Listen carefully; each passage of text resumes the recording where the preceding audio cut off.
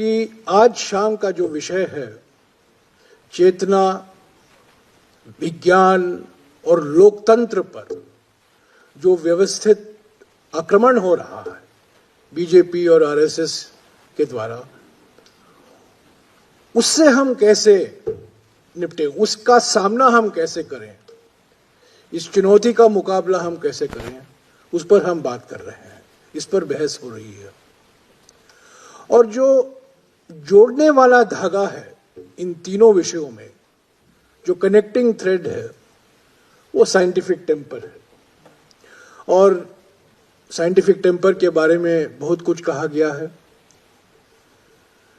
मैं यही कहूँगा कि हमारे देश में पिछले 100 सालों में अगर एक व्यक्ति है जो हमारे पब्लिक लाइफ में एक व्यक्ति हैं जिन्होंने न साइंस के बारे में नहीं पर साइंटिफिक टेम्पर के बारे में लिखा है, सोचा है, बोला है, वो है जवाहरलाल नेहरू।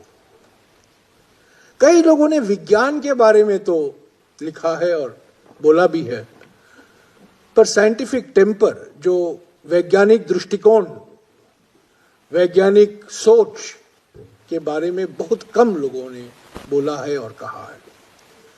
मैं रजा साहब को कहना चाहता हूं, इन्होंने 1958 साइंस पॉलिसी रेजोल्यूशन का जिक्र किया। इसका शीर्षक साइंस पॉलिसी रेजोल्यूशन नहीं था, साइंटिफिक पॉलिसी रेजोल्यूशन था। और जानबूझकर इस पर भी विचार विमर्श हुआ था, क्या इसको हम साइंस पॉलिसी रेजोल्यूशन कहें या साइंटिफिक पॉलिसी रेजोल्यूशन कहें।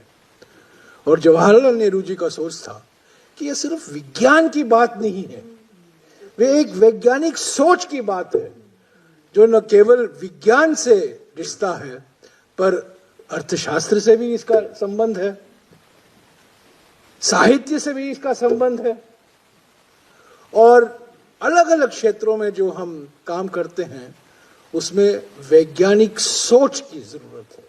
इसीलिए इस प्रस्ताव और जो संकल्प पार्लियामेंट में लिया गया था 4 मार्च 1958 में, उस संकल्प का नाम रखा गया साइंटिफिक पॉलिसी रेजोल्यूशन, ताकि हमारे जीवन के हर क्षेत्र में हम एक साइंटिफिक अप्रोच यानी कि एक वैज्ञानिक सोच अपनाएं। ऐसे तो वास्तविक है कि जवाहरलाल नेहरू जी साइंस और साइंटिफिक पॉलिसी पर ज्यादा जोर दें, क्योंकि उनका डिग्री सब लोग जानते हैं, पहला डिग्री उन्होंने पढ़कर ही वो डिग्री कमाया था। वो साइंस का डिग्री था, एंटायर पॉलिटिकल साइंस का नहीं, पर वास्तविक में केमिस्ट्री, बॉटनी और जियोलॉजी में उन्होंने वो डिग्री हासिल की।